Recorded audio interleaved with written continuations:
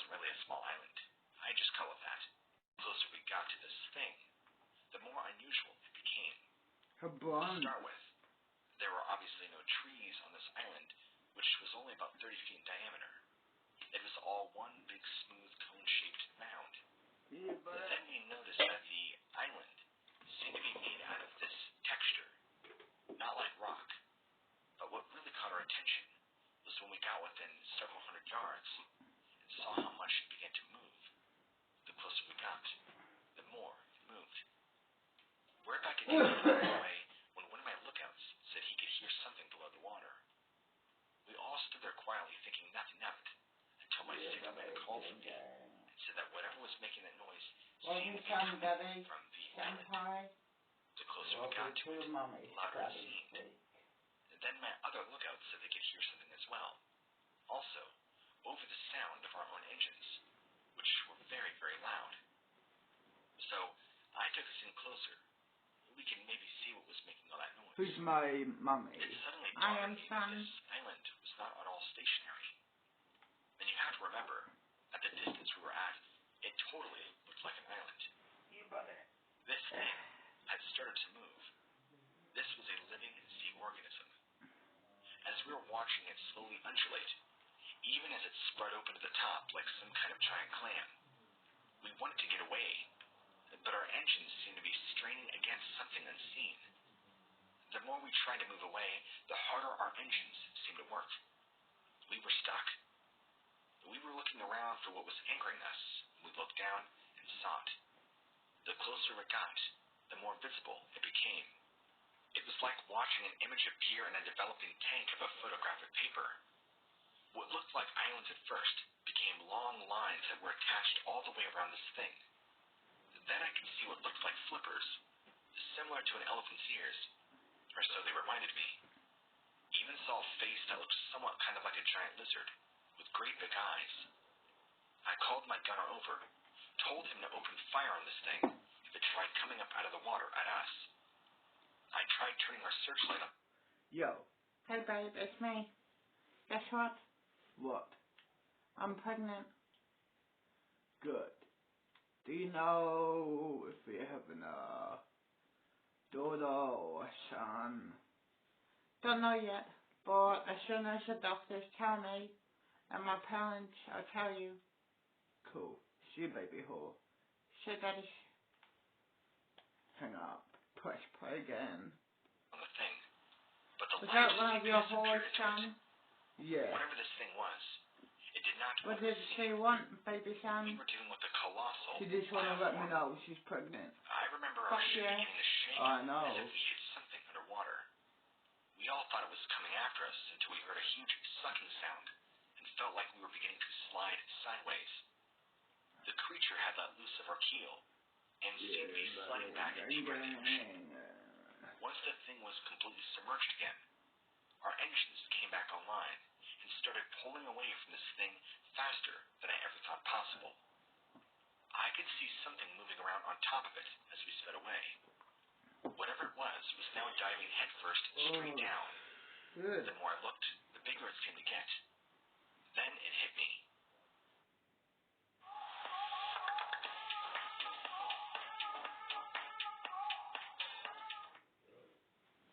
At Nurofen, we believe headaches shouldn't hold you back. Unleash the speed of liquid with Fuck off. Then it hit me. It was an eye. A huge round eye that looked like a big red bulb. Then it turned blue, the same way a bioluminescent fish changes colors. I remember turning to my lookouts, yelling for them to sound our horn loud enough to hopefully scare whatever this thing was away. Yeah, buddy. Gang, gang, I shit. remember the sound of our ship's horn bellowing into the blackness at top volume. And I remember seeing this huge red eye appear on that thing, staring right at us before it finally sunk back down below the depths of the dark ocean. And there was this kind of flash of light, almost equivalent to a fireball going off underwater, like the creature had used some kind of secret weapon on us. It very much reminded me, the same way fish that have that bioluminescent gene in them will flash their colors, kind of as a distraction, or the way the deep water squid will do the same thing. That's kind of what it was like. but just on a massive, colossal scale. I could see a trail of bubbles going up to the surface, which exploded upon hitting. The water began now boiling around us, and this giant red eye came back into view, seemingly glaring at us from deep below. We were lucky we weren't all killed. I had my men sound the horn again, and we sped away from this thing and placed as fast as we could. I know that some people will think what happened to us was just some kind of, maybe, I don't know, a whale, but I'm here to tell you this was not a whale. Questions I still ask myself every day of what this could have been. The only thing I can conclude. During Vietnam, I and 6 other men were on a squad night patrol, setting up our temporary camp. It was nighttime. I was nervous because it was pitch black. We were very limited on light. Only having the stars above, I looked off in the distance, and I could see these huge eyes staring right at us. Not It was not moving or making any sound. I contacted my platoon sergeant. Yep, I saw him. He told me to keep calm and keep an eye on it until he gets back to me. Some minutes later, he alerted me that there is supposed to be no enemy in the area, but he will send up flares to see if it's really what I was seeing. As a job. They warned they would only release 3 flares. Me? It might not really be necessary. I work 12 moments later, 3 flares popped up into the dark night sky, and I saw this creature basically the mental hospital. The eyes I saw in the distance were another one.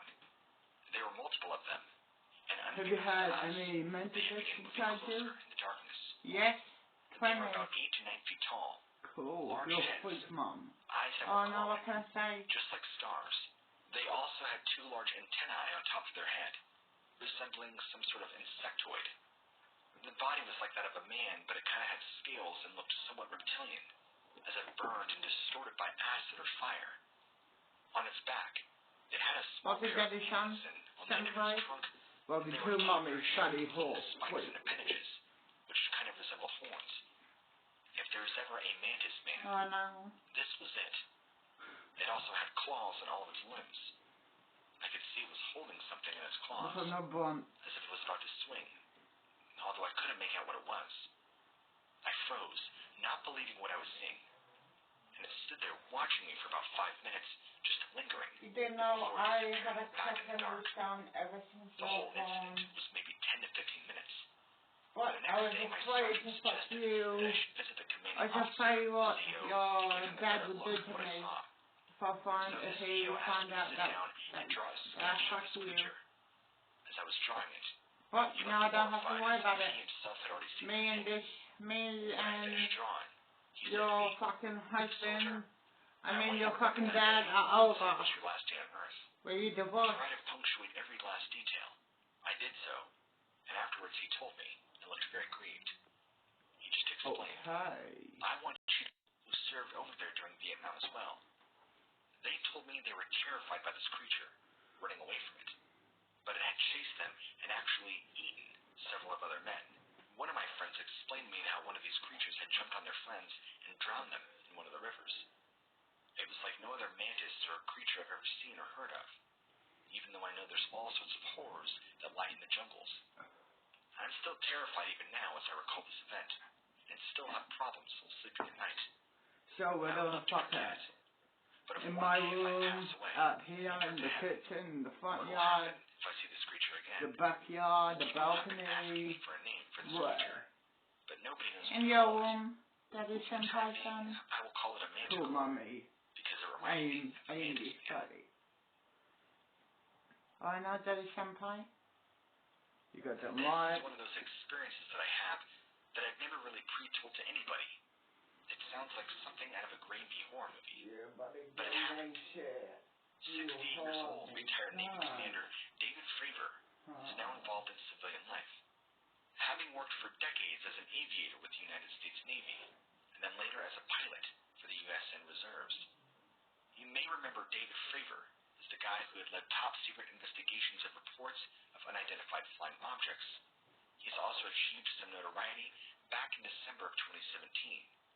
He had spoke about his experience investigating a UFO while piloting an FA-18 multi-role fighter stationed aboard the aircraft carrier USS Nimitz in 2004, off the coast of San Diego, California. What I'm about to tell you has me reliving the incident all over again. Yeah, buddy, Because it's just too strange for words to adequately describe what happened that day while we were tracking an unidentified object with my instruments, but also unable to get a radar lock. I was baffled by what I was seeing on the radar. It had performance characteristics that were far beyond any known aircraft in the inventory of the United States, or any foreign nation for that matter. So, I have absolutely no idea what it was. It didn't show up on my radar, and it was able to accelerate, get very quick at burst of speed beyond the normal limits of normal aircraft, and was also able to turn very sharp angles in space I could not believe. I can't begin to guess how fast it moved. It looked like 1 second it was there, and the next second it was gone. Yeah, buddy, gang. As I mentioned earlier, Amente, down here, it showed up about 45 miles away. He gave me a vector, and I found it immediately. Do you smoke on my radar weed? too. Of I couldn't course, make it's heads or fucking tails do. on my display, so I thought, Cool. okay, What about I'll go take a smoke? look and see if I can make it out visually. Yes. It was around 2,000 to 3,000 Cool. feet above the water, heading roughly south. The thing that whatever it was would turn very sharp and sort of come back on itself. Fuck, I can't speak. Corkscrew turns. Here. Eventually, we Did you figured join we the had a smoke? solid track on it. Keep this water out of spray and here, a couple of And notes. as we got closer, Thank you. my wingman You're welcome. made visual contact. That's He all got good within a few now. miles of the object, and I was probably 4 or 5 miles away from it. Then I We could smoke. clearly see it. Then I'll fucking come But what inside you you and could make see you was clean not like it. anything It's we've what seen you before. wanted. Yes, The please, object son. was just hanging Go there ahead. in the air. Good girl. We were at 25,000 feet, but I could clearly see the shape of it. It looked like a 45-degree angle cutout with a massive wingspan. It did not look like anything, an airplane or anything I've ever seen before, flying over water, with no navigational lights. As we were moving in on it, it just disappeared. That was the end of that. It was at this time after he had returned to the Nimitz when Commander Fravor's superiors began asking him what he had encountered, and what his plans were to follow up on it. Oh no, But, sometimes that taking I into am. account what they knew about the On object, your hole. they ordered him to take no further action. As I was leaving, the tactical data that we were getting about it Goddamn began right, to disappear. buddy. So I thought this thing was moving very quickly away from me, which is why I wanted to get Where's closer, my but my face? superiors told me not to pursue. I am. However, I'm a Commander sex Fravors' toy curiosity slash increased, puppet so when he got slash back to the Nimitz, play toy. he asked if they pull up any Goddamn information right. on You're what my he sex was seeing. toy slash puppet They got slash into the ready room for all the toy data that toy. they had collected by looking Yep. at it with an infrared and radar. That is, Everything too, that is some. but there was nothing. It showed up in none of those displays. It was the shape of a 45-degree angle cutout, yet it had no propulsion system that we could see. There was no exhaust plume. Let's say if you get in trouble by the people police, By the time his if superiors you want, began to look into what he had encountered up close, whatever I it was can they were introduce looking at him, had suddenly vanished. By and the time they looked yeah, back, it was then you close get enough out of to them trouble. that what he had saw with his own eyes could not be denied. Here, here's my number. As we If were you preparing need to me briefing, to fuck anyone, to get you out of trouble, or kill anyone, never heard anything about just let me know. But as we entered the room, Son. there it was Cool, on the projector. mommy. The data I know was senpai, daddy, son. all of a sudden. You got them It right. showed up 10 miles out, 15 miles out. All these waypoints along the track. All at the Oh, exact where's same mama? angle. Oh, I The know. object You would might also not perform speak. maneuvers that no known aircraft could possibly do, according to Commander Fravor. One example, including what he described as a vertical 180, in which the I am object daddy, changed course son. instantaneously Son. and shot straight upwards. You got Then it them turned right. again and come right back down. It was almost like it knew we were watching it, or it was moving away from us. I'm not sure, but that's what Lovely, makes me Annie. think it had some kind of Lovely take, intelligence. honey, daddy.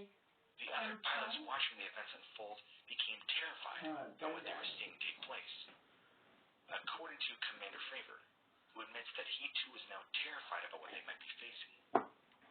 Everyone in the room got a chill. We knew there was something really bad flying around us. And while it may not have been obvious to Commander Fravor and the other pilots what had terrified them so much, decades later, we know what they were saying was something from beyond.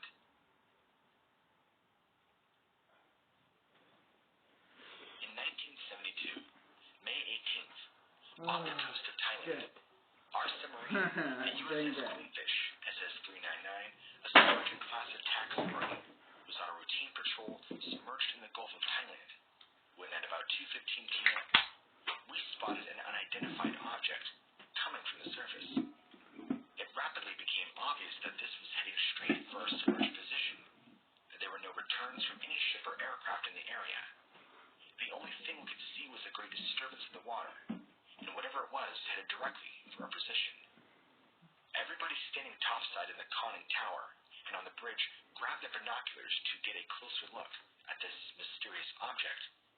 But what came into focus didn't make much sense. Someone hollered out that it looked like a giant octopus, and it did seem to be swimming using the many arms or legs, in much the same way a giant squid propels itself. We couldn't tell which, but the part that made all of us terrified was the fact that it appeared intelligent, and so the way it moved. The large eyes seemed to be looking right at us, and its actions appeared deliberate as well as menacing. Just give it a second Almost thought. as if this unearthly sea monster It'll be had reached our happy. submarine. Oh, It rapidly please, swam yeah. by, but now before giving us all a very close look at its shiny wet skin. The arms or legs seemed to be moving in unison, much like the oars of an ancient galley. The top fin or hump was about 10 feet tall, and the large eyes were situated roughly 6 feet apart on either side of this hump. The skin was smooth and it appeared to be very large, at least 100 feet in length. The flesh, or whatever seemed thick and white, like the belly of a shark, but the skin on the top part was blacker than any sea we'd ever seen. It looked very slimy. We could see no pectoral fins or flippers.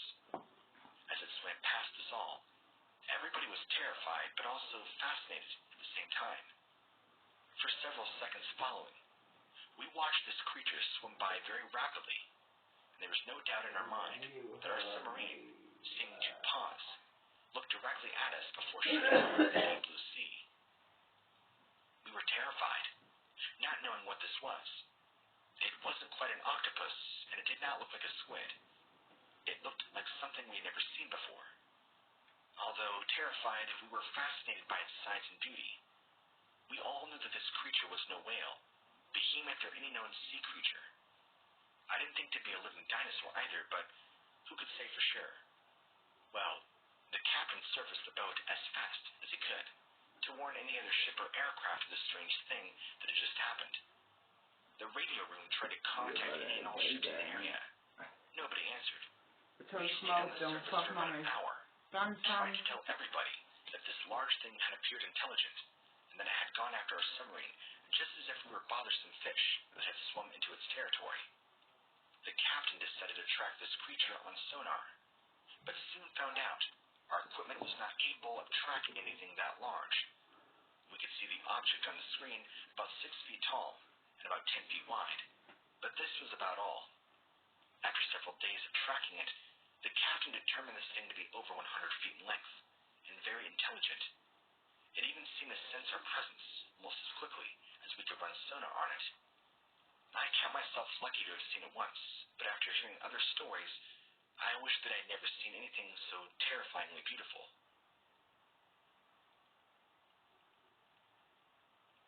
This was in 2003. We were in a helicopter on a rescue mission. We were going to land in this valley, right next to a large mountain, around 4,200 meters high. There was intelligence that the enemy was hiding out there, so naturally, they were our targets for being seen by us.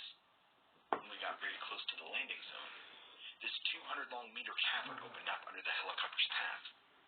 I was a gunner at the time, so I was one of the first ones to see this. It looked like a black hole, and it happened so fast that we could have been hit by accident if we weren't careful about our surroundings. Luckily, none of us died from it.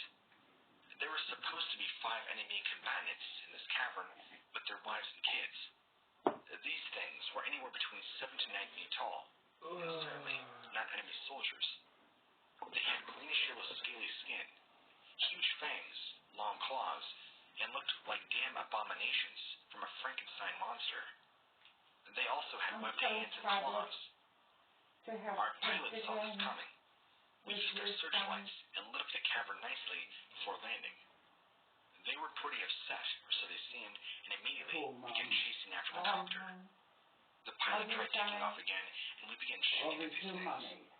They screamed Oh, like please. demons, wanting to take down our chopper. And with all the gunfire going on, the helicopter began to spin out of control, nearly crashing. We had to battle these things for a good while, but we were finally able to kill them all, using a combination of ammo and grenades. We lost several good men. We had to retreat on the mission to escape what was going on here. We were able to get a hold of a company, and chopper came in for us about 3 hours later. Because we hid, we managed to stay alive. I don't know exactly how we managed to survive this, but we did. And it wasn't because of me so much as the other guys in my I will squad. fuck you good. They were the true heroes, I'll to be fuck sure. you and I just wanted to do my duty and help. This is what happened during the battle, though. It turns out that these things Now make your were an ancient pussy breed of mutated get humans who addicted lived in to my mountains long nuts ago. and dick. There's reports of them being Makes worshipped you by feel ancient like cults. never been fucked. This is what I've been told by other fellow veterans who have had their own Please stories go of these sound. creatures as Oh, well will, Mom. during this Trust me. time in Afghanistan.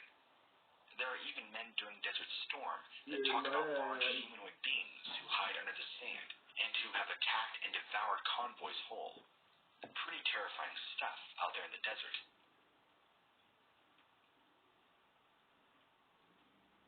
You can call me Zach. I won't reveal my real name. I served in the U.S. Marine Corps for at least 4 years. Longer than it seems most people serve. I was stationed at the military entrance processing station in Bangor, Maine, while going through training to join an infantry unit. It's a tough job that requires a lot of stamina and endurance. It's also very stressful. You have to give up a lot of your personal freedom in exchange for discipline and structure. My time there was most dangerous. While I was stationed there, I witnessed several... Ready, Mommy? Yep, son, let's do this. Come on, son, Mom.